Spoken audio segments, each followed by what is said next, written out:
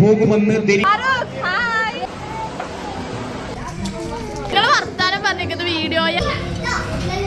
Hi hello അസ്സാം വലൈക്കും. കഴിഞ്ഞ വീഡിയോയിൽ നിങ്ങൾ കണ്ടിട്ടുണ്ടാവുമല്ലോ, നമ്മളിപ്പോൾ കണ്ണൂർ കല്യാണം കൂടാൻ വന്നതാ. ഇല്ലാപ്പീസ് രണ്ടുപേരും എണീച്ചിട്ടില്ല. അവർക്ക് കുറുക്കുണ്ടാക്കാനുള്ള പൊടിയൊക്കെ എടുത്ത് താഴത്തേക്ക് പോകാമെന്ന് വിചാരിച്ചു. ഞങ്ങൾക്ക് ബ്രേക്ക്ഫാസ്റ്റും കഴിച്ചിട്ട് മുകളിലേക്ക് കയറാം. ബ്രേക്ക്ഫാസ്റ്റിനായിട്ട് പൊറോട്ടയും ചിക്കൻ കറിയും ആയിരുന്നു. പിള്ളേരെ ആരെങ്കിലും ഏൽപ്പിച്ചിട്ട് വേണമല്ലോ ഞങ്ങൾക്ക് കഴിക്കാൻ, അതുകൊണ്ട് ഞങ്ങൾ കുറച്ച് ലേറ്റ് ആയിട്ടുണ്ട്. ഞങ്ങൾ നാസ്തയും കഴിച്ച് പിള്ളേരുടെ കുറുക്കുണ്ടാക്കിയപ്പോഴേക്കും അവർ എണീച്ചിട്ടുണ്ട്. നമ്മൾ കഴിക്കുന്ന എല്ലാ ഫുഡും അവർ കഴിച്ചോളും, എങ്കിലും പൊറോട്ട ഒന്നും കൊടുക്കാറില്ല. അതുകൊണ്ട് ഒരു നേരമെങ്കിലും കുറുക്ക് കൊടുക്കാമെന്ന് വിചാരിച്ചു. ഇനി കല്യാണ ബഹളത്തിൽ അത് പറ്റിയില്ലെങ്കിലോ. അപ്പോഴേക്കും കല്യാണ ബഹളമൊക്കെ തുടങ്ങിയിട്ടുണ്ട്. ദേ ഇവർ ഡ്രിങ്ക്സ് ഉണ്ടാക്കണ തിരക്കില്ല. ഈ കറിവേപ്പില വെച്ച് എന്ത് ഡ്രിങ്ക് ഉണ്ടാക്കാനാന്ന് ഞങ്ങൾ വിചാരിച്ചു. ഒരു സംഭാരം പോലത്തെ ഡ്രിങ്ക് ആയിരുന്നു. സ്റ്റേജും ഒരുങ്ങിയിട്ടുണ്ട് കേട്ടോ. ഇപ്പോഴത്തെ കല്യാണം കുറച്ച് ഡിഫറെൻറ്റാണ്. വീട്ടിൽ തന്നെ വെച്ചായിരുന്നു കല്യാണം. പെണ്ണിൻ്റെ വീട്ടിലേക്കാണെങ്കിൽ രാത്രിയാവും എന്ന് പറഞ്ഞു പോകണമെങ്കിൽ. നേരെ റെഡി ആവാമെന്ന് വിചാരിച്ചു. പിന്നെ എല്ലാവരും റെഡിയായപ്പോൾ ഞങ്ങളും റെഡിയായി. മാഷാ അല്ലാ, അങ്ങനെ നിക്കാഹും കഴിഞ്ഞു. അതായത് ഒരു മുസ്ലിം വിവാഹത്തിലെ ഏറ്റവും പ്രധാനപ്പെട്ട ഒരു ചടങ്ങ്. അങ്ങനെ അതെല്ലാം കഴിഞ്ഞ് ഫുഡ് വിളമ്പി തുടങ്ങിയിട്ടുണ്ട്. പക്ഷെ ഞങ്ങൾ കഴിക്കാൻ പോയപ്പോഴേക്കും കുറച്ച് ലേറ്റ് ആയിട്ടുണ്ട്. കാരണം പാത്തും അച്ചുടും കുറച്ച് ഉറക്കം മൂടായിരുന്നു. അവർ രണ്ടുപേരും ഉറക്കി. അമ്പുടു ആണെങ്കിൽ ഉറങ്ങണില്ല. പിന്നെ ഞങ്ങൾ മാത്രമേ ഉള്ളൂ കഴിക്കാനെന്ന് പറഞ്ഞപ്പോൾ പിന്നെ അമ്പുടുവിനെ എടുത്ത് ഞങ്ങൾ ഇറങ്ങി. ലഞ്ചിൻ്റെ മെനു ആയിട്ട് ഹൈദരാബാദി ചിക്കൻ ബിരിയാണിയും ബീഫ് ബിരിയാണിയും ചിക്കൻ ഫ്രൈയും എല്ലാം ഉണ്ടായിരുന്നു. പക്ഷെ ഞങ്ങൾ പിള്ളേരൊക്കെ സെറ്റ് ചെയ്ത് വന്നപ്പോഴേക്കും ബീഫ് ബിരിയാണി മാത്രമേ ഉണ്ടായുള്ളൂ കേട്ടോ. ഞങ്ങളായിരുന്നു ഏറ്റവും ലാസ്റ്റ് കഴിച്ചത്. ഓൾമോസ്റ്റ് 3 മണിയായിട്ടുണ്ട് ഞങ്ങൾ ചോറ് കഴിച്ചപ്പോൾ. ചിക്കൻ ബിരിയാണി പോലെയല്ലല്ലോ, ബീഫ് ബിരിയാണിക്ക് അത്യാവശ്യം ചൂടില്ലെങ്കിൽ കഴിക്കാൻ പറ്റില്ലല്ലോ. ചോറെല്ലാം അടിപൊളി ടേസ്റ്റ് ആയിരുന്നു. അതിൻ്റെ കൂടെ ഒരു ബീട്രൂട്ട് അച്ചാറുണ്ടായി. അത് ഭയങ്കര ഹൈലൈറ്റ് ആയിരുന്നു, നല്ല ടേസ്റ്റ് ഉണ്ടായി. പിന്നെ കണ്ണൂർക്കാരുടെ മെയിൻ താരം അലീസ. വേറെ ജില്ലയിലൊക്കെ ഉണ്ടോയെന്ന് എനിക്കറിയില്ല, പക്ഷെ ഞാൻ ഈ കണ്ണൂർ മാത്രമായിട്ട് ഇത് കണ്ടിട്ടുള്ളൂ. പഞ്ചസാര ഇടാതെ ഒന്ന് കഴിച്ചു നോക്കി. പക്ഷെ പഞ്ചസാര ഇട്ടിട്ട് അടിപൊളിയായിരുന്നു. നമ്മൾ പപ്പടം പഴം പായസം കഴിക്കും പോലെ ചോറിട്ട പ്ലേറ്റിൽ തന്നെ ഇട്ട് കഴിച്ചു. ഇതിപ്പോൾ സമയം വൈകിട്ടായി. ഇതുവരെ ചെറുക്കൻ പെണ്ണിനെ വിളിച്ചുകൊണ്ട് വന്നിട്ടില്ല. ഓരോ നാട്ടിലും ഓരോ കസ്റ്റംസ് ആണല്ലോ. ഇതിപ്പോൾ എറണാകുളത്താണെങ്കിൽ രാവിലെ 11:30 നിക്കാഹും കഴിഞ്ഞ് ചെറുക്കനും പെണ്ണും കണ്ടുമുട്ടിക്കഴിഞ്ഞാൽ പിന്നീട് അങ്ങോട്ട് ഒരുമിച്ചായിരിക്കും. കാരണം ആസ് എ കപ്പിൾസ് ഇത് അവരുടെ ഒരു ബിഗ് ഡേ ആണല്ലോ. അത് അവർ ഒരുമിച്ച് തന്നെ ആസ്വദിക്കണ്ടേ. എൻ്റെ ഒരു പേഴ്സണൽ ഒപ്പീനിയൻ പറഞ്ഞതേ ഉള്ളൂ. പക്ഷേ ഇവരുടെ ചടങ്ങുകളെയും ഞാൻ റെസ്പെക്റ്റ് ചെയ്യുന്നുണ്ട്. ചെറുക്കൻ്റെ സെക്കൻഡ് ഔട്ട്ഫിറ്റൊക്കെ ചേഞ്ച് ചെയ്തു പെണ്ണിൻ്റെ വീട്ടിലേക്ക് പോകാൻ റെഡിയായി. ഇതെല്ലാം എൻ്റെ കസിൻസാണ്. ചെറുക്കൻ ഇറങ്ങുന്നത് വെയിറ്റ് ചെയ്ത് നിൽക്കുക, ചെറുതായിട്ട് കൈയൊട്ടി പാടാമെന്നും പറഞ്ഞ്. സെയിം മെറ്റീരിയൽ കളർ ചേഞ്ചിൽ ഡ്രസ്സ് ചെയ്തിരിക്കുന്നതൊക്കെ ചെറുക്കൻ്റെ ബാബിമാരും പെങ്ങന്മാരും ഒക്കെ കേട്ടോ. അങ്ങനെ ദേ മാഷാ അല്ലാ ചെറുക്കൻ ഇറങ്ങിയിട്ടുണ്ട്. സമയം 4 മണിയായി. ഇപ്പോഴാട്ടോ ചെറുക്കൻ പെണ്ണിനെ കാണാൻ പോകുന്നത്. ചെറുക്കൻ ഇറങ്ങിയപ്പോഴേക്കും നല്ല മഴയായിരുന്നു. മുറ്റത്തൊക്കെ നിറച്ച് വെള്ളമായിരുന്നു. അപ്പോഴേക്കും ഞങ്ങളോടും പെണ്ണിൻ്റെ വീട്ടിലേക്ക് പോകാൻ റെഡി ആയിക്കോന്ന് പറഞ്ഞു. ഓൾമോസ്റ്റ് ഇത്രയും പേര് റെഡിയാണ്. ഉച്ചക്ക് ചോറും കഴിച്ച് പിന്നീട് ഒരു പരിപാടി ഇല്ലാത്തതുകൊണ്ട് തന്നെ പിള്ളേരുടെ ഡ്രസ്സൊക്കെ ചേഞ്ച് ചെയ്തിട്ടാണ് ഞാൻ ഉറക്കിയത്. കുഞ്ഞൊക്കെ ഒരു ഉറക്കം കഴിഞ്ഞ് എണീച്ച് ഞാൻ വീണ്ടും റെഡിയാക്കി. പെണ്ണിൻ്റെ വീട്ടിൽ പോകാൻ എല്ലാവരും സെറ്റായിട്ടുണ്ട് കേട്ടോ. പെണ്ണിൻ്റെ വീട് ഇവിടെ അടുത്ത് തന്നെയാണ്. 2 ട്രാവലറിലായിട്ടാണ് ഞങ്ങൾ പോണത്. അവിടേക്ക് കുറച്ച് നടക്കാനുണ്ടായി. മഴ പെയ്ത് വഴിയെല്ലാം മോശമാണെന്ന് പറഞ്ഞപ്പോൾ കുറച്ച് പേര് പിന്മാറിയിട്ടുണ്ട്. ഇതിപ്പോൾ ഓൾമോസ്റ്റ് 8 മണിയായിട്ടുണ്ട്. ഇപ്പം തന്നെ വണ്ടി എടുക്കുമെന്നും പറഞ്ഞ് വേഗം വണ്ടി കയറിയിരുന്നു. പക്ഷേ ഇനിയും കുറേ പേര് വരാനുണ്ടെന്നും പറഞ്ഞ് വണ്ടി എടുക്കാൻ വീണ്ടും ഡിലേ ആയി. അപ്പോഴേക്കും പിള്ളേരെല്ലാം റെസ്റ്റ്ലെസ് ആയിരുന്നു. പിന്നെ ഈ ലൈറ്റും പാട്ടൊക്കെ ഉള്ളതുകൊണ്ട് കുറച്ച് അഡ്ജസ്റ്റ് ആയി.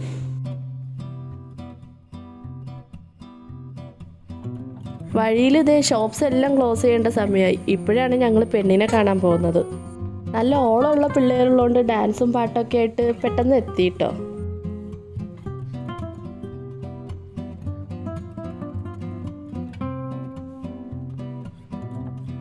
ഇത്തിരി ഒരു 8:30 ആയപ്പോഴേക്കും ഞങ്ങളിതേ പെണ്ണിൻ്റെ വീട്ടിലെത്തി. വണ്ടി ഇറങ്ങിയിട്ട് കുറച്ചങ്ങോട്ട് നടക്കാനുണ്ട് കേട്ടോ പെണ്ണിൻ്റെ വീട്ടിലേക്ക്.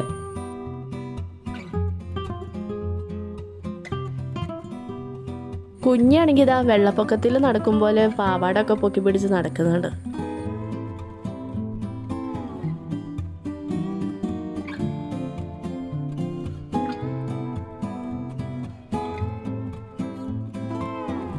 ഞങ്ങളിതാ പെണ്ണിൻ്റെ വീട്ടിലെത്തി പന്തലിലിരുന്നു. ഞങ്ങൾ വന്നപ്പോഴേക്കും ചെറുക്കൻ തിരിച്ചു പോയായിരുന്നു കേട്ടോ.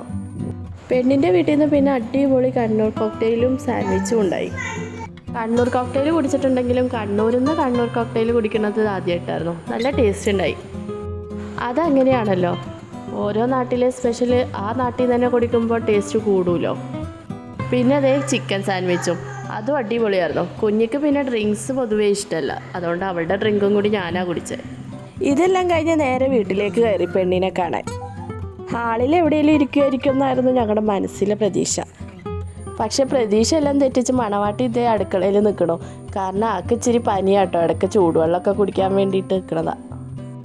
പനിയുടെ കൂടെ ഇത്രയും ഹെവി ആയിട്ടുള്ള ഡ്രസ്സും ഓർണമെൻറ്റ്സും മേക്കപ്പും എല്ലാം കൂടി ആയിട്ട് ആൾ ഭയങ്കര ടയേർഡായിരുന്നു എന്ന് തോന്നുന്നു.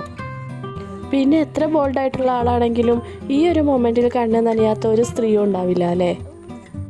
കാരണം ഇനി അങ്ങോട്ട് സ്വന്തം വീട്ടിൽ ഒരു അതിഥിയായിട്ട് മാറുവാണല്ലോ.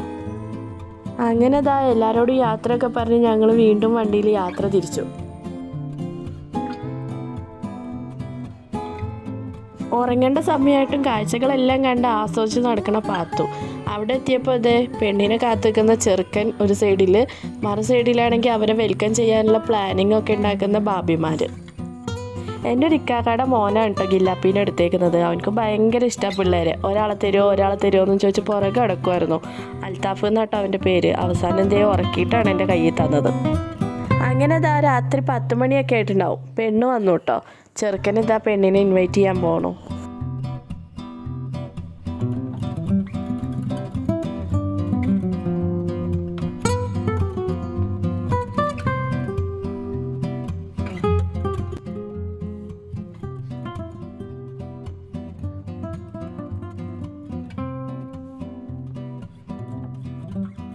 ഇതിൻ്റെ സൈഡിൽ കൂടി ഞങ്ങൾ റിട്ടേൺ ടിക്കറ്റ് ബുക്ക് ചെയ്യുന്നുണ്ട് കേട്ടോ. അധികം വൈകാതെ പെണ്ണിൻ്റെ വീട്ടിൽ നിന്ന് എത്തിയിട്ടുണ്ട് കേട്ടോ. ഇവിടെയും സെയിം കണ്ണൂർ കോക്ടെയിലും സാൻഡ്വിച്ചും ആയിരുന്നു. പിന്നെ പെണ്ണിൻ്റെ വീട്ടിൽ നിന്ന് വന്നവരെല്ലാം മടങ്ങിപ്പോയി ബീഫ് ബിരിയാണി ഉണ്ടായി. അതും കഴിച്ച് ഞങ്ങൾ സുഖമായിട്ട് കിടന്നുറങ്ങി. ഫോണിൽ ചാർജ് ഇല്ലാത്തതുകൊണ്ട് പിന്നീട് അങ്ങോട്ട് വീഡിയോസ് ഒന്നും എടുത്തിട്ടില്ല. ഇത് പിറ്റേ ദിവസമാണ്. ഞങ്ങൾ പോകാൻ വേണ്ടി റെഡി ആയിട്ടുണ്ട്. ഇത്രയും നാളും കല്യാണത്തിരക്കൊക്കെ ആയതുകൊണ്ട് ഭാബിമാർക്ക് പിള്ളേരൊന്നും എടുക്കാൻ പറ്റിയിട്ടുണ്ടായില്ല. അപ്പോൾ പോവാറായപ്പോൾ പിള്ളേരെ എല്ലാം എടുത്ത് കളിപ്പിക്കുക. പിന്നെ എല്ലാവരും റെഡിയായി പുറത്തേക്ക് ഇറങ്ങിയപ്പോഴേക്കും നല്ല മഴ. ഈ ലഗേജും പിള്ളേരെയും എല്ലാം കൂടി വെച്ച് ബസ്സിന് പോകാൻ ഭയങ്കര പാടായിരിക്കും എന്നും പറഞ്ഞ് ട്രാവലറെ ഏൽപ്പിച്ചിട്ടുണ്ട്. ഇത് കല്യാണച്ചക്കൻ്റെ മൂത്ത കാക്കായും വൈഫുമാണ്.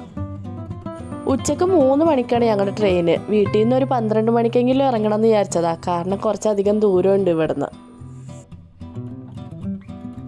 ഞങ്ങളെല്ലാവരും കറക്റ്റ് സമയത്ത് തന്നെ ഇറങ്ങിയതാണ്. പക്ഷേ നമ്മൾ വിചാരിക്കും പോലെ അല്ലല്ലോ കാര്യങ്ങൾ. ഈ പ്രാവശ്യം മഴയാട്ടോ ചതിച്ചത്. 1/4 മണിക്കൂർ പുറത്തുതന്നെ നിന്നു. പിന്നെ പിള്ളേർക്കൊക്കെ ഉറക്കം വന്നപ്പോൾ അകത്ത് വന്ന് ഞങ്ങൾ പിള്ളേരെ ഉറക്കി. പാത്തൂനെ അച്ചുടൂനെ ഉറക്കി. അമ്പടൂനെ ഉറക്കാറായപ്പോഴേക്കും വണ്ടി വന്നു എന്ന് പറഞ്ഞു. അങ്ങനെ ഒരു പ്രാവശ്യം യാത്ര പറഞ്ഞ് ഇറങ്ങിയ ഞങ്ങൾ വണ്ടി വന്നപ്പോൾ രണ്ടാമതും ഒഫീഷ്യലി യാത്ര പറഞ്ഞ് ശരിക്കും ഇറങ്ങിട്ടോ. ഞങ്ങളൊരു 5-6 പേര് ഒഴികെ ബാക്കി എല്ലാവരും ട്രാവലറിൽ കയറിപ്പോയി. കൈക്കുഞ്ഞുള്ള ഞങ്ങൾ 3 പേരും പിന്നെ 6 മന്ത് കൺസീവായ ഞങ്ങളുടെ ഒരു കസിനും കൂടി ഇന്നോവയിലാട്ടോ. പിന്നെ ഞങ്ങളുടെ 2 ഇക്കാക്കന്മാരും ഉണ്ട്. കണ്ണൂർ മാഹിയുടെ സ്പെഷ്യാലിറ്റി നിങ്ങൾക്ക് അറിയാമായിരിക്കുമല്ലോ അല്ലേ? നമ്മുടെ നാട്ടിലെ ഫാൻസി ഷോപ്പൊക്കെ ഓപ്പൺ ചെയ്ത് വെച്ചേക്കും പോലെയാണ് ഇവിടെ ഓപ്പൺ ബാർസൊക്കെ ഓപ്പൺ ചെയ്ത് വെച്ചേക്കുന്നത്. അങ്ങനെ നമ്മൾ തലശ്ശേരി റെയിൽവേ സ്റ്റേഷനിൽ എത്തിയിട്ടുണ്ട്. പിള്ളേരെ വെച്ച് യാത്ര ചെയ്യുന്നതുകൊണ്ട് കുഴപ്പമൊന്നും ഉണ്ടായില്ല കേട്ടോ. പക്ഷേ ഈ ലഗേജും കൂടി ഉള്ള കാരണം കുറച്ച് പാടായിരുന്നു. എങ്കിലും ഈ കല്യാണം മിസ് ചെയ്തായിരുന്നെങ്കിൽ ഭയങ്കര നഷ്ടമായേനെ. ഇന്ന് വല്ലാത്തൊരു വെതറായിരുന്നു. ഫുൾ മഴ. ഇന്നലെ കല്യാണത്തിനും ഇതേ വെതർ തന്നെയായിരുന്നു. പക്ഷെ വീട്ടിൽ തന്നെ ആയതുകൊണ്ട് നമ്മൾ അത്രയ്ക്ക് അങ്ങോട്ട് ബാധിച്ചിട്ടുണ്ടായില്ല. ഉറക്കം വരുമ്പോൾ കുറച്ച് വൈലൻ്റ് ആയിരുന്നെങ്കിലും ഈ യാത്ര ഏറ്റവും കൂടുതൽ എൻജോയ് ചെയ്ത ആരാന്ന് വെച്ചാൽ അത് പാത്തുമായിരിക്കും. കാരണം കാണുന്ന കാഴ്ചകളെല്ലാം ബ്രെയിനെ ഇമ്പ്രൂവ് ചെയ്യുന്ന ഒരു പ്രത്യേക സ്റ്റേജിലാണല്ലോ അവരുടെ വളർച്ച. പാത്തുവിൻ്റെ ഓരോ നോട്ടത്തിലും മനസ്സിലാവുന്നുണ്ടല്ലോ അവൾ എത്രത്തോളം ആസ്വദിക്കുന്നുണ്ടെന്ന്. പാത്തു മാത്രമല്ല കേട്ടോ, അച്ചടും അമ്പുടും അതെ ഒരുപാട് എൻജോയ് ചെയ്തു. ഇതിപ്പോൾ ഞങ്ങളുടെ ട്രെയിനിൻ്റെ സമയമായെന്നും പറഞ്ഞ് ഞങ്ങൾ പ്ലാറ്റ്ഫോമിലേക്ക് പോവുക. കല്യാണത്തിന് പോകുമ്പോൾ ഉണ്ടായിരുന്നതിനേക്കാളും കൂടുതൽ പേരുണ്ട് കേട്ടോ തിരിച്ച് നാട്ടിലേക്ക്. അതിൽ കൂടുതലും പിള്ളേരും ആയിരുന്നു. കാണുന്ന പോലെയല്ല, ഈ ബാഗിനെല്ലാം ഭയങ്കര വെയിറ്റാണ്. അതും വെച്ച് പിള്ളേരെയും കൊണ്ട് കയറുമ്പോൾ കുറച്ച് ടെൻഷനായിരുന്നു. എങ്കിലും അൽഹംദുലില്ലാ കുഴപ്പമൊന്നുമില്ലാതെ ഞങ്ങൾ ട്രെയിനിൽ കയറി. ട്രെയിനിൽ കയറുന്നതിന് മുന്നേ നാടൻ ഊണ് മേടിച്ചിട്ടുണ്ടായി കാക്കാമാർ. പിള്ളേർക്കൊക്കെ വാരി കൊടുത്ത് ബാക്കി ഞങ്ങളും കഴിച്ചു.